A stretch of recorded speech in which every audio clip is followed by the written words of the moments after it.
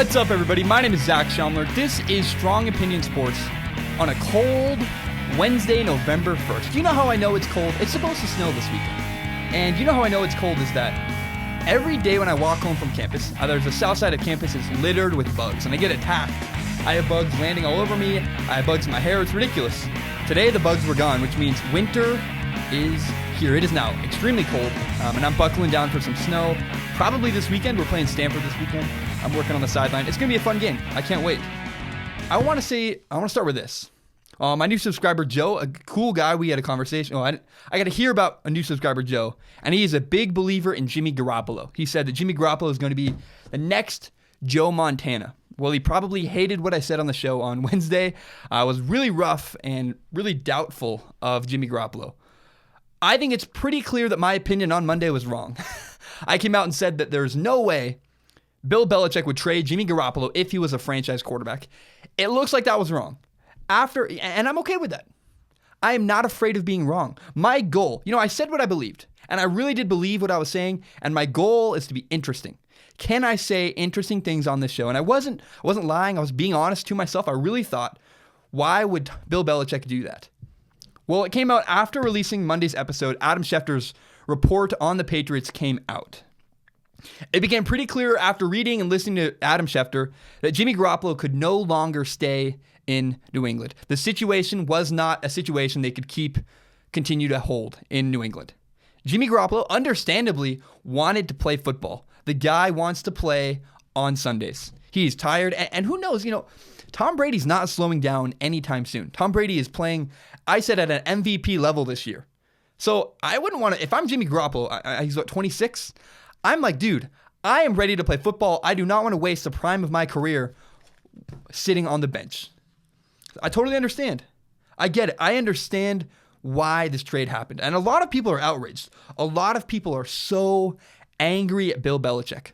Why would you trade away your future quarterback? I think it's pretty clear Bill Belichick didn't want to do this. I wouldn't want to trade Jimmy Garoppolo. Bill Belichick didn't want to trade Jimmy Garoppolo. In fact, Bill Belichick did one of the rare things. He rarely reveals anything to the media. Bill Belichick is very coarse and very closed off to the media. But here's what he said. He released a statement basically saying that this situation with Jimmy Garoppolo and Tom Brady was not sustainable.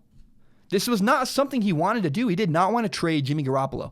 But it was clear it had to happen. They better get something for him, otherwise he's going to walk. Many people were angry and asking the question, well, we couldn't sign him for more money. That makes sense. That's fair. Why not franchise tag him? And a franchise tag is where if a player wants to leave, you can force a contract on him and you just have to pay him a lot of money. Remember that immature couple in high school? Remember that couple that, they'd break up and the boy or the girl would say, oh, I'll do anything. I'll do anything if you stay with me. Or actually, I have a better example. That's not a good example. Here's a good example. Alana Pierce is a journalist at IGN. Alana Pierce released a video. I watched it. Why didn't I think of this first? I watched a video by Alana Pierce last night talking about an experience she had with a stalker. Alana Pierce told this guy over and over again, I don't want to date you. And the guy just didn't understand. The guy didn't realize you cannot force someone to date you.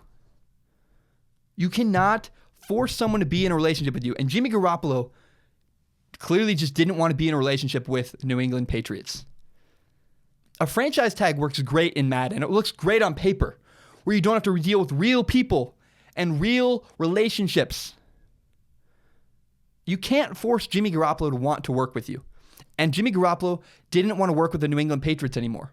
He wasn't angry. He wasn't causing problems.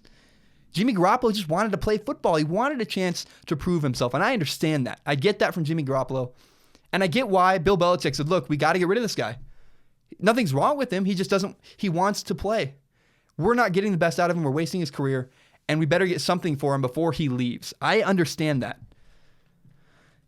Did Bill Belichick do the right thing? I don't know. I really cannot answer that question, which is weird because normally I know. Normally I can tell this is black and white. It is or it isn't. And I'm uneasy about it.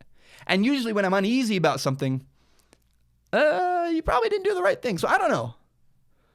But clearly Bill Belichick doesn't care what happens after Tom Brady leaves. And I'm really sad about this. My entire childhood, my entire life has been the New England Patriots dominating the NFL. Now, for the first time in my entire lifetime, it's pretty clear that it's going to come to an end. Because when Tom Brady leaves, what do the Patriots have left? Clearly, Bill Belichick isn't worried about that. When Tom Brady retires, I think Bill Belichick is going to be done. Bill Belichick is getting old. He's got a nice girlfriend he seems to like. Maybe he just wants to walk off into the sunset with Tom Brady. And that makes me really sad because I always had thought and expected that when Tom Brady was finally old, we would get Jimmy Garoppolo and he would be the successor and the Patriots' success would continue going on.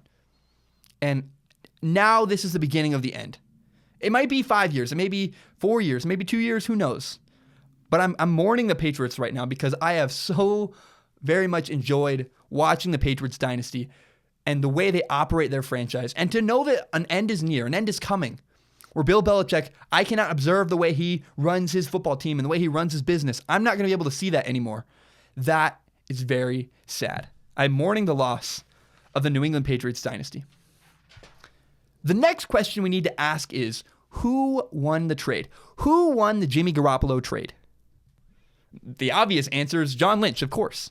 John Lynch is the 49ers rookie general manager. Yes, the same John Lynch that was the safety back in the day that played with John Elway and won a Super Bowl with the Broncos, and I think he won a Super Bowl with the Buccaneers. The 49ers are building something. The 49ers are really building something special, and this was a huge win for John Lynch.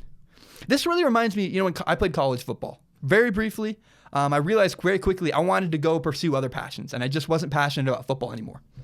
But I went to a really small, very tough academic school, Lewis and Clark College in Portland, and I have watched from afar. I left their school, and I watched from afar what they're doing, and I knew when I got there they were going to build something. That's why I chose to go to that school instead of better schools that had better football programs. Lewis and Clark didn't win a football game for 2 years after I left Lewis and Clark. They have Jay Losi, a fantastic head coach, and they're building something. My freshman year, most of the starting roster was all freshmen. Now those freshmen are juniors. They've developed, and they're building a good culture of a winning program. Jay Losi is doing a fantastic job. It's really cool to see a guy building a franchise and building a roster of football players that is coming up. And that is what the 49ers are doing. The 49ers are building something. You know when you ever watch the NFL top 10 shows? Like top 10 games, top 10 Brett Favre moments, top 10 comebacks. When there's a list made next with the top 10 steals or top 10 best trades, maybe worst trades, I don't know. This Jimmy Garoppolo trade is going to make one of those lists. This is the biggest deal. It's one of the biggest deals in NFL history if Jimmy Garoppolo can play. If Jimmy Garoppolo can play football, a second-round pick for a franchise quarterback is an absolute steal. We may never see a trade like that ever again. This is a huge deal. John Lynch right now, the 49ers general manager, is on top of the world. He didn't draft a quarterback this year. He said, I'm going to invest in my franchise, build the roster, we'll get a quarterback eventually. Wow, patience paid off. If Jimmy Garoppolo can play, patience has really paid off. You got a bargain bin price franchise quarterback. Who else won in this trade? Jimmy Garoppolo won in this trade. What I mean by that is, can you imagine following up Tom Brady? Tom Brady won 5 Super Bowls in a Patriots uniform. 5 Super Bowls in 15... Bill Belichick has 5 Super Bowls in 15 years. Tom Brady's won 5 Super Bowls. That is unbelievable. That is unheard of. Tom Brady's the greatest quarterback of all time. The things he has done in New England for the Patriots fans, unmeasurable. How do you expect a guy to follow that up? It doesn't happen. Remember when Joe Montana left and Steve Young came in? It took years and years and years for people to say, Steve Young's our guy. And they traded Joe Montana while Joe Montana was still there. Because I talked about this earlier. I said, if Tom Brady was not waning, but he's clearly time, and if Tom Brady had 2 years left, if we knew Tom Brady had 2 years left to play, and we knew Jimmy Garoppolo was a franchise quarterback, I said trade Tom Brady, even though he's going to go win somewhere else. He's going to do great things. That's what Joe Montana did. When Joe Montana left the 49ers, he still won in Kansas City. But Steve Young was the next guy. They had to, instead of playing for 2 years, they had to look ahead to 15 years. But the pressure was so insane. And it looks like Bill Belichick wants no part of that. He doesn't want to try to work with Jimmy Garoppolo and build the next dynasty. He just wants to tap out whenever Tom Brady taps out. Don't forget, the Patriots are in Boston. I'm a huge fan. Boston's my favorite media market. My dream job, one of them, other than my own company, if I didn't run my own company, my dream job would then to be working in Boston sports media. I love the city of Boston. I like the culture. I like that it's a tough city with tough people that are not afraid to be critical. But they are harsh, critical people, and they would be harsh and critical of Jimmy Garoppolo. If he wasn't immaculate, if he wasn't Tom Brady level, man, it would be really hard to follow that. I think the Patriots blew this. I really did. Here's why the Patriots blew it. I was so sure the Patriots were going to use that second-round draft pick to get another receiver because Chris Hogan got injured and Julian Edelman's out for the year. The Patriots need help at wide receiver, and they didn't do anything with that second-round pick. They didn't do any other trades. They just grabbed a second-round pick, and it's like, guys, you could have at least leveraged that. I thought they were going to flip the pick like you flip a house, but they did not. It's just weird. Now, in other news, Brian Hoyer has joined the Patriots. Brian Hoyer was actually kind of funny, the former 49ers quarterback, just got released. He's now back with the Patriots. He grew up a Tom Brady understudy. He's now back in New England. That's a good move for them. Brian Hoyer knows the Patriots system. It may take him 2 weeks to acclimate, but he's not useless if the Patriots, if Tom Brady gets hurt, their season's over, yeah. But at least Brian Hoyer could salvage something. He could maybe win a game. So I think Brian Hoyer going to the Patriots is good, and I really believe that it's just a hard situation with New England. Because what do you do? And clearly Bill Belichick doesn't want to continue coaching after Tom Brady's done. He's like, I don't want to even try that. I'm done. I'm getting old. I imagine crazy hours. When I worked at the car wash, I worked 13 hours a day from 7 in the morning till about 9:30 at night. Then I would go home and I would make videos, and I made videos for companies. I did all kinds of stuff. I had a small business. That killed me. I worked 16 to 18-hour days. I'd go to bed sometimes at 3 in the morning, get up at 6 to go to work at 7. It was insane hours. It was really tough. I imagine coaching the New England Patriots is very similar to that. And I get why Tom Brady or Bill Belichick might not want to keep doing that. I want to share what my dream tattoo is. I have this fantastic idea for a tattoo. I want to get on my right forearm, talk less. On my left forearm, do more. Talk less, do more. Bam, bam. That's because all kinds of people have come to me in my life and said, man, I wish I had a podcast. I wish I had a YouTube channel. I wish I had all the equipment you had. Everyone says, if only. If only. I want to do this and I want to do that. And no one ever does anything. They just talk about their dreams without ever pursuing them. People want it so badly. Why don't you go for it? Why don't you do it? I bought everything in this studio. I bought my camera with my own money. I worked at a car wash. Again, 13 and a half hours a day to buy everything in this room. I practiced. I have spent time. I've made horrible videos. I practiced and worked my butt off to make it happen. I've balanced school and podcasts. It's really tough. It's really hard. I stay up till 3 almost every night. The point is, want is meaningless. You can talk about how badly you want things all you want, but want has no value. Can you send your want into employers and play it for them? No, you cannot. What you can do is you can clip out parts of a podcast and send that to employers, and they might hire you because they like your podcast. The podcast has actual value, substance. You can't hold it, but it's worth something. Your desire is worth almost nothing unless you act on it.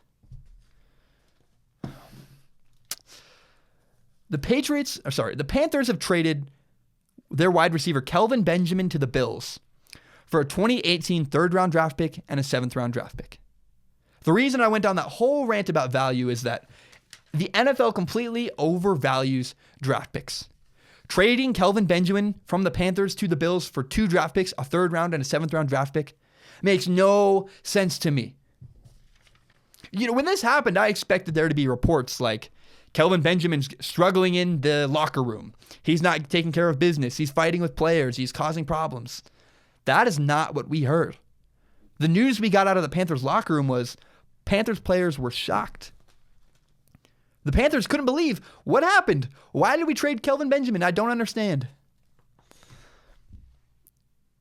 Trading Kelvin Benjamin for draft picks was a really stupid move. Here's why. I know Kelvin Benjamin is not a star, but Kelvin Benjamin is a good, decent starter. He's not amazing. He's not a Pro Bowler, but he gets the job done. He's a starter and contributes to your football team in this league. He's a known commodity. He has value. Similar to a podcast, he has value. Your want has no value. Your podcast does. Your videos you make, that is something you can send to people and use as a resume. Draft picks are nothing. Draft picks are just like your desire. They don't actually mean anything. Draft picks are potential. They don't even, and not even good potential. They didn't even get good potential. A third round draft pick is garbage. A seventh round draft pick is absolutely nothing. I'm not a big stats guy. I'm really not a big stats guy, but here's an opportunity to use stats in a positive way. Super Bowl Nation's website, arrowheadpride.com. I'll leave the link below so you can you can fact check me, you can look at my opinion, you can look at where I got the numbers. They break down by position what round a draft pick's likelihood is to be a starter. So what I mean by that is offensive lineman, quarterback, tight end, receiver. How likely is a first round tight end, receiver, quarterback, whatever it is, to be a starter in the NFL? So I've averaged it out. Roughly, a first round draft pick has well over 50%. I mean, like, we're talking over 60% chance of being a starter. So if you draft a first round draft pick, you're more than 60% likely to get a starting NFL football player. Offensive linemen, for example, are 83% of first round offensive linemen are starters. A second round draft pick is 50% or lower, roughly around 40% likely to be a starter. A third round draft pick is where it gets really bad. A third round draft pick is less than 40% likely to be an NFL starter. So less than 40% of third round draft picks are NFL starters. Not good starters, not stars. Starters. People that can actually play and help your football team. Into the seventh round is even worse. Seventh round draft picks are less than 10%. All of them. All of them are less than 10% likely to be NFL starters. So you could pick 100 players in the seventh round, like 6 of them are going to be starters. Like 30 players drafted in the seventh round, in the third round, 30 players drafted in the third round out of 100 are not even NFL starters. That is not good. That is horrible odds.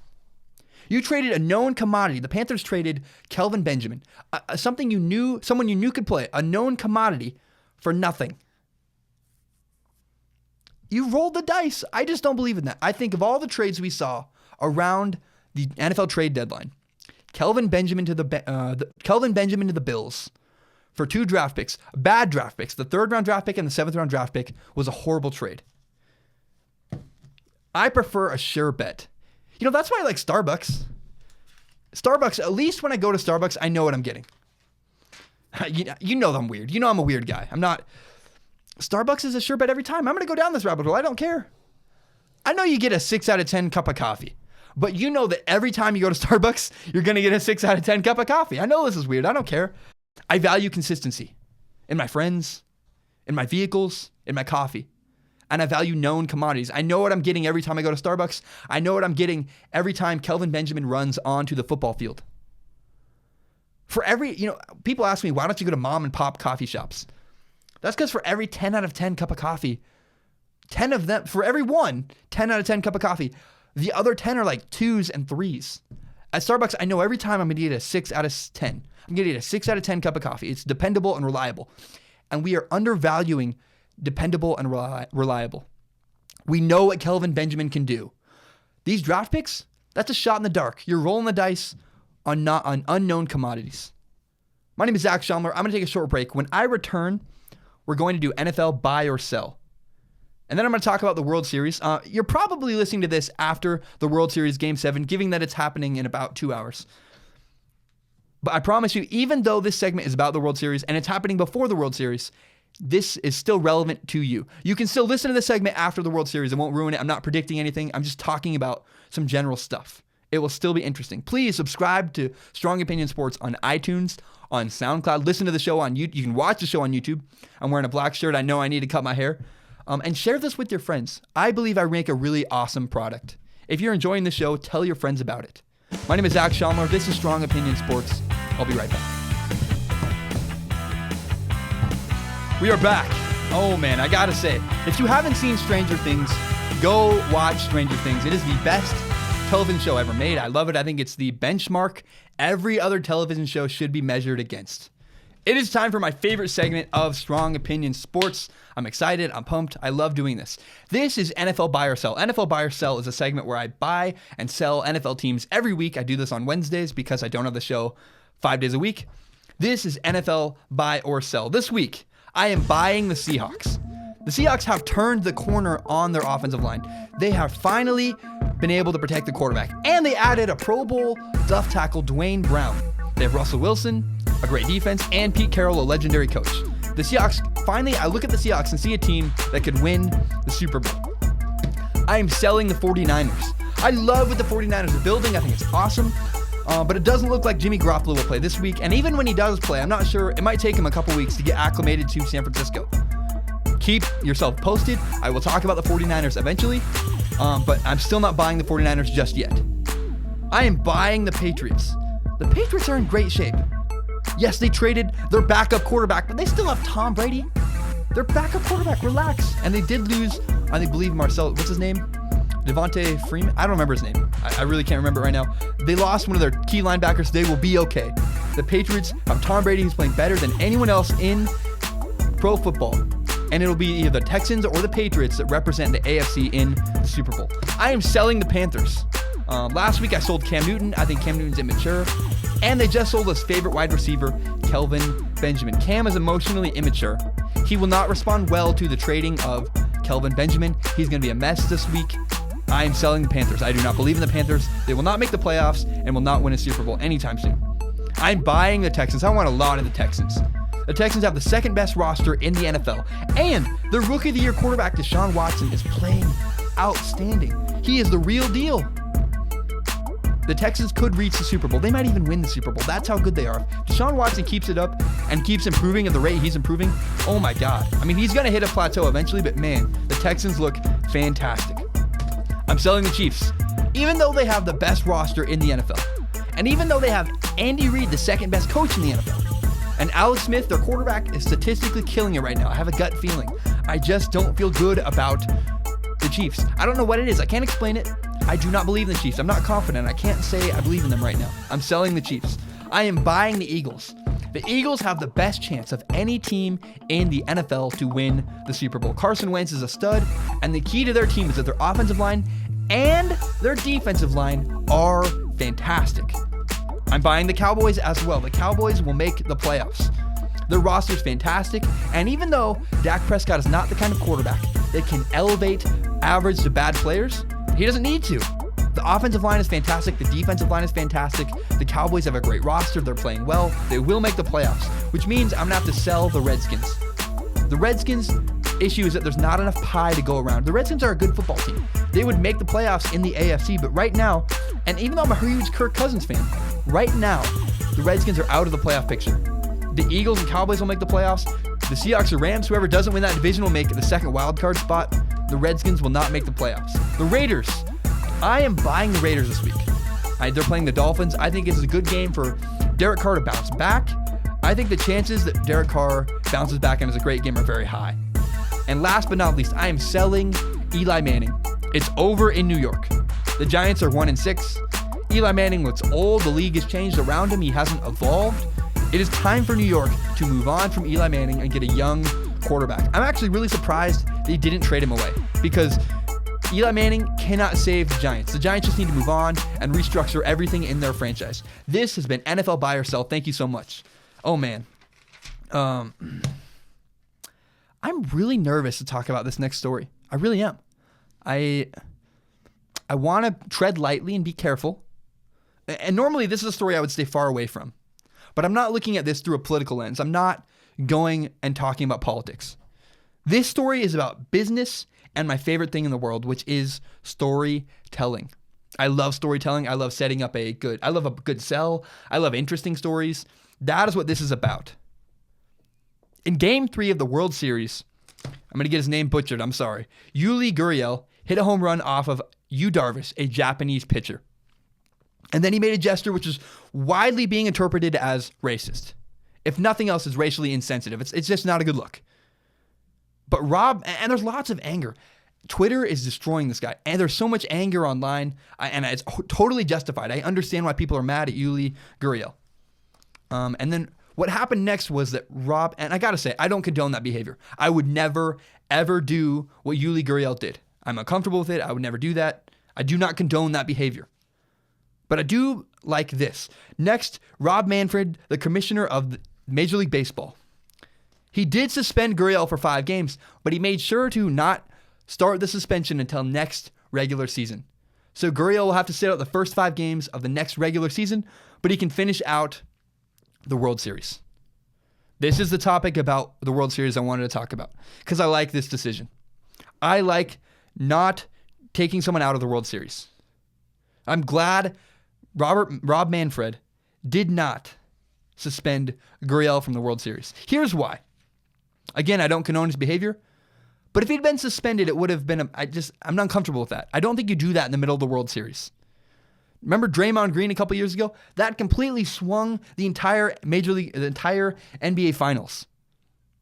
I do not want, if the Dodgers win, I'm rooting for the Dodgers. If the Dodgers win, I don't want anyone to be able to say, well, we were missing our first baseman. I don't want excuses. Let's play baseball. Suspend him later. I like it. Let's move on from that. But here's why this is such a good decision. For business and for storytelling, it's fantastic. There's now a new element to the World Series I'm excited to watch. I cannot wait to watch Yu Darvish face off against Yuli Gurriel. Their first at-bat is going to be suspenseful and interesting. I can't wait for that. This adds more intrigue and new narratives to Game 7 of the World Series. It just boosts your ratings. I really think that. I really believe that. I love good stories. I want reasons to watch baseball. This gives me just another reason to watch baseball. I think the suspension can wait. The stakes are too high, and the story is too interesting. Yu Darvish facing off again against the same guy who just did something that was racially insensitive and not right. I want to see that at bat. I can't wait. So this is good for business and good for storytelling. I am glad Yuli Gurriel was not suspended in the World Series, and that is, he should have been suspended. I'm glad he's suspended overall, but I'm glad his suspension does not begin until next year in the regular season. The poor Browns. God dang, the Browns. The Browns are the worst run franchise. It's unbelievable. I worked at a movie theater in high school. And a movie theater, mind you. Our general manager was just the biggest idiot in the world. He could not figure it out. We would run out of popcorn. He wanted to cut corners and he wanted to save money. So he wouldn't order enough popcorn and we would run out of popcorn at a movie theater. What's like the one, when you think of a movie theater, what do you think of? Obviously movies, soda, and popcorn. What's the one thing a movie theater cannot run out of? Popcorn. This guy it was such a badly ran franchise. That guy is a goof, and the Browns remind me of that general manager. That guy was an idiot, and so appear the Browns. This is one of those bizarre, amazing stories that when I hear it, I'm just like, really? The Browns? Actually, I'm not that surprised because the Browns are a mess. Even worse about this story, no matter where the Browns landed, like if the Browns' plan had gone right, I would be like, okay, that's a terrible move. And now that the plan fell through, it's a terrible move too. Here's what the Browns were trying to do. I can't believe I watched this happen live. The Browns tried to make a trade for A.J. McCarron. And then the Browns botched it. What I mean by that is they didn't get the papers in quick enough before the deadline. So the deadline happened and the Browns were like, wait a minute, we had a trade.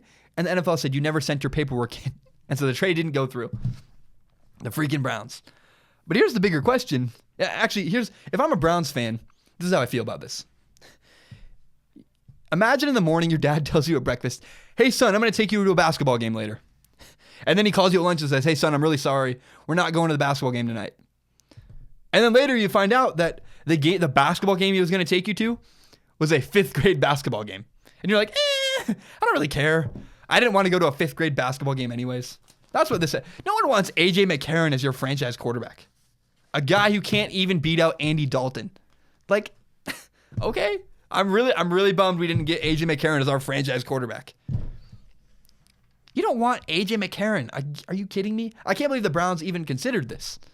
A.J. McCarron is not a franchise quarterback. He's not even a good quarterback. He's average. He's not, maybe not bad, but he's not good. He's not good. He's not great. He's not a guy you want bolstering your franchise. He's certainly not the next great Browns quarterback. If of all the people in the world that could turn around the Browns franchise, you're telling me A.J. McCarron is the guy you think is going to do it? What are you thinking, Browns? Here are some stats. So in 7 games, A.J. McCarron has played 7 games. He has a 66% completion percentage, 6 touchdowns, and 2 interceptions. That's in the regular season. He also has a playoff game that he played fine. He lost to the Steelers. He was 23 of 41, 1 touchdown and an interception. He's a backup. He's an average quarterback. So the Browns should not be upset. The Browns are like, we missed out on an average quarterback that couldn't have helped us very much. And we saved our draft picks. So thank God the Browns didn't give up draft picks to get a backup quarterback to be your starting quarterback. Give up on the season. Here's what I think honestly happened. Hugh Jackson, the Browns quarterback, is desperate. The Browns head coach. Hugh Jackson, the Browns head coach, is desperate. He knows if he doesn't get a quarterback soon, he lost his job. The Browns need to make something happen at quarterback. And I really don't think you're going to get Sam Darnold either, because if I'm Sam Darnold and I have the option to stay or go, I'm not going to the Browns. Nobody wants to be in Cleveland playing for the Browns. And this is just a weird decision. So I just stay away from A.J. McCarron. It's okay that they didn't get him. And stay away from last-minute rush decisions. Just life lesson if you're listening to me. Decisions when you buy stuff at the last minute, you're like, I don't know what to get. Those have been the worst decisions I've ever made. When I buy something, I do my research. And if you've done your research on A.J. McCarron, you would know A.J. McCarron is just not a franchise quarterback. The guy backing up Andy Dalton that can't get on the field over Andy Dalton, that's the guy you're like, oh, I'm so excited. He's going to be our franchise quarterback. No. So the Browns need to get their act together. The Browns are a joke. I'm going to take another short break. Coming up next, does University of Washington, do the Huskies have the best defense in college football? I read an article today. It was really convincing, actually. I'm going to offer that. I'm going to tell you why that's not true at all. Then we're going to talk about Sam Darnold. Sam Darnold, is he going to go to the Browns? He's not going to go to the Browns. So where will he go? What's going to happen with Sam Darnold? Please subscribe to this podcast on YouTube. We make videos. I know I need a haircut, but I make videos. I put them up on YouTube. Subscribe to Strong Opinion Sports on iTunes and on SoundCloud, and tell your friends about this show. If you want this to grow, which I want this to grow, and I like that it is growing, it's really fun, tell your friends about Strong Opinion Sports. My name is Zach Schaumler. I'll be right back. Man, I love doing this. I really, really enjoy telling stories and talking about sports. It's my favorite thing. I loved, this show. I prepped really hard for this show, and I feel really good about it. And I was just so excited to tell you guys stories and talk about sports today. I want to talk about this. When Jimmy Garoppolo signed with the 49ers, or when Jimmy Garoppolo was traded to the 49ers, the whole narrative I saw swirling around was, now it's more likely that Kirk Cousins will stay in the Washington Redskins organization. People said, Kirk Cousins won't leave the Redskins now. He was going to go to the 49ers. Clearly, he'll stay. I don't think that's true. I couldn't disagree more with that. I don't think it's a sure bet that Kirk Cousins stays in the Washington Redskins organization. Why is that true? Why is one player going to a different team suddenly making Kirk Cousins not want to leave? Once you think about leaving your girlfriend, that relationship is over. Should I go? You start weighing your options. That's when bad things happen. I've told the story before. I cheated on my girlfriend once in high school. A horrible mistake. I'll never do it again. Really embarrassing. Just a really hard time in my life. Even more so for her, obviously. It ruined our relationship. It was awful. But I remember there was a tipping point in our relationship where I was thinking about leaving. And I chose to stay with her. And ultimately, I did what I did. And I should have broke up with her. It would have saved everybody heartache. It would have been a better thing for both of us. I would have, moved on. And I just was in a relationship I didn't really want to be in. And once you consider leaving, it's over. Once you start weighing your options, she's cute and she's nice, but I like my freedom and this and that, and end it. End your relationship. If you were ever in doubt, if you ever thought about leaving, you clearly didn't love that girl very much anyways. It's a good principle to live by. I've been in a lot of serious relationships. I almost got married to my ex-girlfriend. I know I'm kind of you think I'm a dumb kid. I am kind of a dumb kid, but I really think Kirk Cousins should not stay in Washington. Because once Kirk Cousins considered leaving, it's already tainted. Bam. then now you're always thinking, what if Kirk Cousins stays in Washington next year and he watches the Jaguars do phenomenal? He's going to be longing, wondering, oh, what if I'd gone to Jacksonville? What if I'd done this? What if I'd gone to Arizona? They got a really great receiver. You can't operate your life that way. And I know Kirk Cousins is a mature person. He probably wouldn't struggle with that. But once you think about leaving, you should leave. You should go home. You shouldn't stay. And I really think Kirk Cousins needs to get out. I don't think Kirk Cousins is going to leave. I think Kirk Cousins is going to choose the safe option. He'll stay where it's safe. Kirk Cousins will stay with the Redskins where it's easy and safe. He knows everybody, but he really should leave. Kirk Cousins really should leave the Redskins. Here are the 3 best options for Kirk Cousins to go to if Kirk Cousins does decide to leave the Redskins franchise. Kirk Cousins could go to either Denver, Jacksonville, or Arizona. Again, Denver, Jacksonville, or Arizona. Here are where those things, let's weigh the options, okay? Arizona has a bad roster, but the key to success in Arizona is Arizona has a great coach. The guy who wrote an amazing book on quarterbacks, Bruce Arians, he is like a quarterback whisperer. He's a genius. He worked with Andrew Luck as a rookie, elevating Andrew Luck, making him have this amazing rookie season. He worked with Peyton Manning as a rookie. He's one of those rare coaches that just understands quarterbacks and gets it. I think he would work very well with Kirk Cousins. The problem is their roster's terrible. Good news is they're an offensive-minded coach in Arizona. There are 2 teams with defensive-minded coaches, the Jacksonville Jaguars and the Denver Broncos. Teams with defensive-minded coaches struggle with the quarterback position. Bill Belichick is one of those rare coaches that he's a defensive-minded coach and he has a great quarterback. But that's not always the case. Especially a guy like Kirk Cousins. Kirk Cousins needs an offensive-minded coach, a guy like Sean McVay or Shanahan, a guy who can really help him and elevate him. But say he goes to the Jaguars. Here's the main difference between the Jaguars and the Broncos. Both teams have great rosters. Both the Broncos and the Jaguars have great rosters. Both teams have one of the best defenses in the NFL. Both teams even have an old overlord. The Jaguars have Tom Coughlin, and the Broncos have John Elway. So let's make an analogy here. What if I'm Zach Schaumler, I'm looking for a broadcasting job, and there are two companies. One has Colin Cowherd, one has Dan Patrick. Both are greats in their own right. Where would I go? I would choose Colin Cowherd, not only because I'm a fan of him, but because I think his broadcasting style better matches mine. We would fit together better. It's a better fit. And Colin Cowherd's company in this scenario has tradition, whereas Dan Patrick's new company does not. The Jaguars do not have tradition. The Broncos do. If I was Kirk Cousins, I would choose to go to the Denver Broncos next offseason. You have tradition, you have a great defense, and you have John Elway, an overlord general manager type that can really help develop you as a player, and it's just a good person to be around.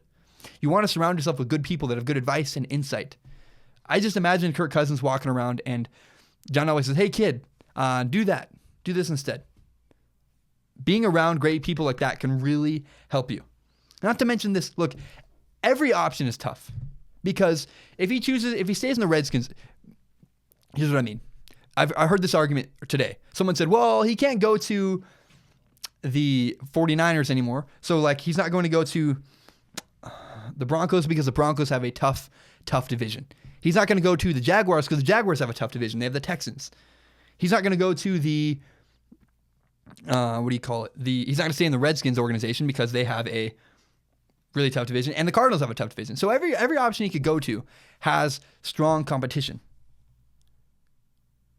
The NFC East has the Redskins, the Cowboys, and the Eagles. That's a tough division. You're not guaranteed to make the playoffs. You're not guaranteed to make the playoffs in Arizona where you have Seattle and the Rams and Los Angeles. Not to mention the Broncos organization has to deal with the Chiefs and the Raiders for years to come. You cannot be scared of competition. You should take competition head on. So you can't make the argument that, Kirk Cousins wouldn't go to the Broncos because their division is too tough.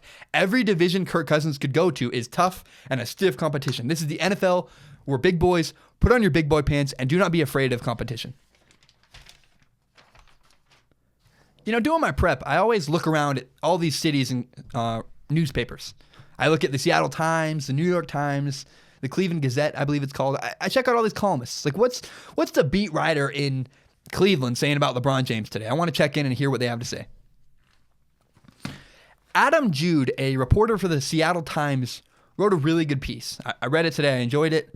He made a good argument that the Huskies, University of Washington, the Huskies defense is the best defense in college football. And he used something I don't like. He used a lot of statistics. Here are some of the stats he uses. He says UW averages 2.18 yards per rushing attempt. And then he says, with historical context, since I don't mean to say it that way. I don't think that statistics play very well on a radio show, so I want to get through them quickly. Since 2009, only Alabama has allowed fewer than 2.01 yards per rush. Only Alabama has done better than UW this season on defense, allowing yards per rushing attempt. They've also, UW only allows 3.66 yards per play. The only team better recently is Alabama at 2011. And UW is the only team ever in the history of college football so far to not allow a play greater than 40 yards this season. That's impressive. I'll give them that. That statistic, the last one, is impressive. I'm not a numbers guy. I feel bored talking about numbers. I don't like doing it. But I do recognize that statistics matter. Statistics are very important. I'm not a guy that can deliver statistics very well, I don't think. I think it's boring and drab. And I don't trust the media very much. You can't ignore good statistics. Like Deshaun Watson's Rookie of the Year statistics. Yeah, he's on pace to kill it. Those are important statistics. But again, I don't trust the media, so I think numbers can be very easily manipulated. I wrote a paper last night for my math class, and I talked about completion percentage. However, you have to be a good quarterback, you have to have a 60% completion percentage. And I weighed it aloud, I talked about all this stuff. Dude, I just manipulated numbers to agree with my argument. I didn't actually follow the data, because you can do that all you want. You can ignore certain numbers, leave certain numbers out that makes your argument weaker. Statistics it's a weird thing I don't like. I think there's more power in connecting sports to a personal story and explaining your reasoning that way. Using a personal story, that works better for me. I want to hear that. It's interesting to me. I don't care about the seventh blessing from this is the blah, blah, blah. I don't know. I don't care. Numbers don't do it for me. But even if you use all these statistics, Adam Jude, he has a pretty convincing argument. I didn't explain it very well, but it was. You should go read it. I'll link to it below. But context matters. You can't compare Alabama and UW without mentioning that, one plays in the Pac-12 against mediocre teams, and one plays in the SEC, where two teams in the SEC are ranked in the top 5. The way that the Pac-12 plays football is very different from the SEC. Of course, UW has really good statistics against the run. No one in the Pac-12 runs the ball like they do in the SEC. The pro-style game is based on running the football. And the way that football is played in the SEC is not conducive to having a great statistical season against the run. I'm impressed. I really am impressed. They do stack up well against historical context. UW is a very good defense, but UW is far from the best defense in the NFL. UW is the best defense in the Pac-12, obviously, and they're the only team nationally that can win games. But man, are you kidding me? UW's defense is not better than Alabama. Get out of here with that. In fact, if you want statistics, hear me out. Playing an easier schedule, University of Washington has an easier schedule than Alabama. University of Washington has allowed 97 points. Well, Alabama has only allowed 78 points. Their defense has only allowed 78 points all season. UW stats tell us that they are great, but we can't pick and choose what fits our agenda. I'll be honest, I did some picking and choosing too. I looked at some other stats, like the records of teams they played. The teams UW has played so far are 31-35. Well, Alabama has clearly an easier schedule statistically because their schedule is 30-34, the teams they've played against. So stats can be manipulated. I manipulated them. I don't like talking about statistics very much. I don't plan on doing it that often. And I think it's a weak argument. You left out some stuff. It's a good point. It's interesting. It's good news, but I don't like the Seattle Times article overall. I don't agree with that. I don't like it very much. Okay. Now that we're through the boring numbers segment, I'm sorry. I had a really heated and loud argument with my buddy Drake last night over this. I said to Drake, the Broncos season is over. The Broncos need a quarterback. The Broncos need to trade pieces of their defense, of their good roster, and get Sam Darnold this offseason. Of course, Drake disagreed. Me and Drake disagree all the time. Drake said, "What are you talking about? The Denver Broncos have the quarterback of their future. The Denver Broncos have Paxton Lynch." It's killing me. It's killing me. Paxton Lynch is terrible. I'm going to win this argument and by sending this video to Drake. Paxton Lynch is not a good quarterback. First of all, we have seen Paxton Lynch in the preseason. Paxton Lynch is atrocious. We've watched the guy play football. He can't even do good in the preseason. In the preseason, even Deshaun Kaiser looked good. And so if you can't look good in the preseason, you are really not a good quarterback. Here's the nail in the coffin, though. Trevor Siemian is currently starting over Paxton Lynch. That's all you need to know. If this was even close, if this competition was even close, Paxton Lynch would play. If the Broncos felt like Paxton Lynch gave them a chance, they would play him because Paxton Lynch was a first-round draft pick. Paxton Lynch was a guy they bet their future on, and it didn't work. So not to mention, not only is Trevor Siemian starting over Paxton Lynch, Trevor Siemian is playing terrible. Trevor Siemian is not getting the job done, and yet he is still playing over Paxton Lynch.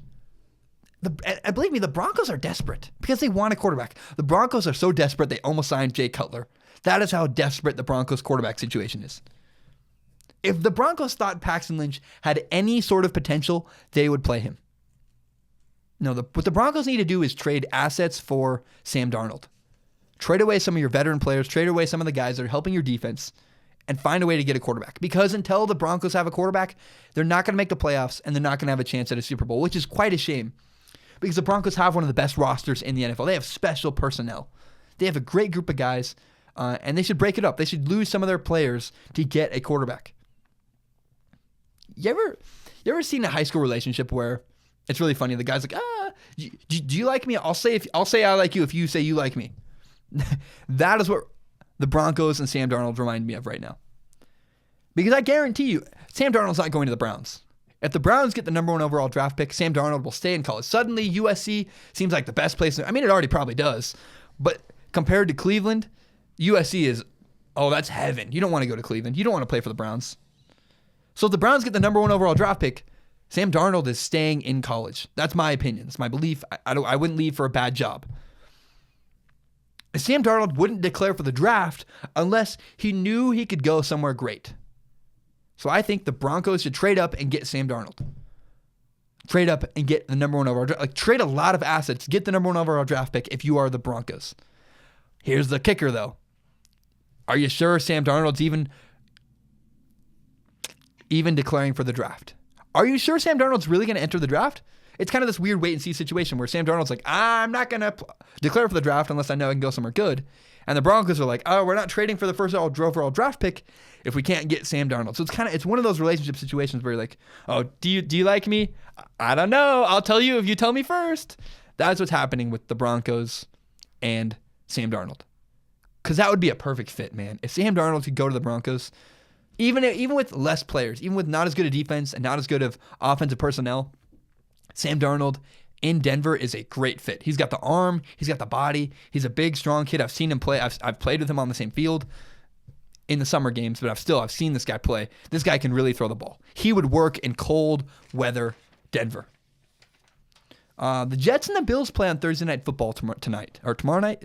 The Jets and the Bills play on Thursday Night Football, and I'm not going to watch. I'm not interested in this game. I have plans. I'm going to go get Thai food with one of my friends.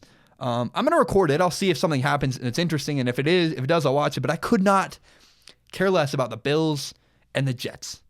It's really funny, actually. BuffaloBills.com wrote an article called 7 Reasons Why You Should Watch the Browns or the Bills Jets. The 7 best storylines. And yet none of these storylines are even interesting. I was like, are you ever going to say anything that makes me actually want to watch this game? So I have no prediction. I don't care. Jets, Bills, I mean, who cares? No one's going to watch that game.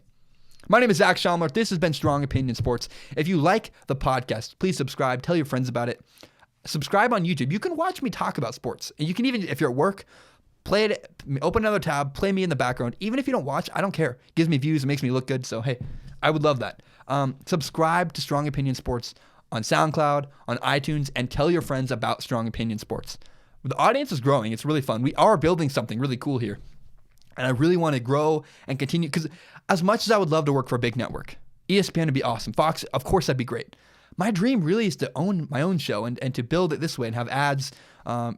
Every break would be an ad, and I want to do it. I want to own my own content. So tell your friends about the show. Let's grow the audience together. My name is Zach Schaumler. This has been Strong Opinion Sports. Thank you so much for listening to me ramble and talk about my favorite thing in the world, which is sports. And have a great day, everybody.